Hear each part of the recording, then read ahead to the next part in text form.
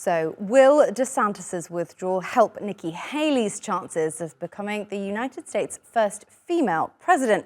Well, to weigh in on the discussion, we have Emmitt Riley. He's an associate professor of politics and African American studies at the University of the South in Tennessee.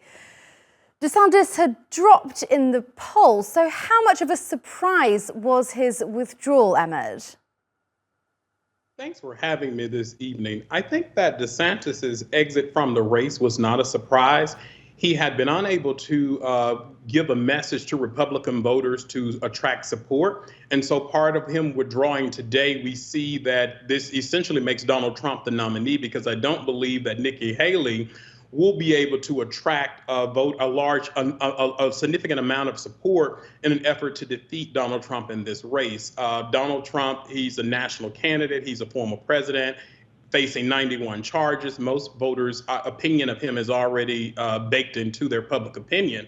And so I don't think that DeSantis' exit from the race will help Nikki Haley at all. In fact, if you look at much of the polling data, the voters who are supporting Nikki Haley are those Republicans who are looking for an alternative to Trump. But again, when we look at the two candidates on policy, all of the candidates that ran on the Republican primary this year, many of them were not all that different on major policies with respect to how conservatives view policies in the U.S. And that is why it has been so difficult for them to distinguish themselves from Donald Trump, because Donald Trump has spoken to a message to American voters, and this particular message is mobilizing a segment of the Republican Party to show up and vote in droves, primarily his attacks on critical race theory, supporting policies about having a stronger border, and so forth. So I don't think that this will help Nikki Haley at all. Even if she's successful in New Hampshire, it looks like she still faces an uphill battle in the primaries to come in an effort to become the Republican nominee. And looking at Ron DeSantis specifically, he once appeared to be Trump's main opponent.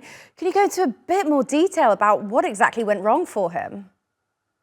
I think when we look at American public opinion, it is important to realize where America is with respect to its public opinion and the majority of voters that are voting. I think Ron DeSantis, in many cases, tried to go to the right of Donald Trump, and it turned out not to be a winning strategy with a candidate like Donald Trump in particular, because Ron DeSantis is less personable. If we look at some of his policies coming out of the state of Florida, there was a ban on teaching the AP African American Studies course. He was arresting people of color for voting in the state of Florida. And in the end of the day, I think that Ron DeSantis and Donald Trump becomes a carbon copy of each other with respect to policies. And so DeSantis could not distinguish himself from Donald Trump. And so voters will not go for a second alternative to Trump if they can vote for Trump. And I think that this is primarily what has led to him being unable to launch a successful campaign, where many people really predicted or thought that he was going to be a strong competitor against Donald Trump because they were so similar in policy.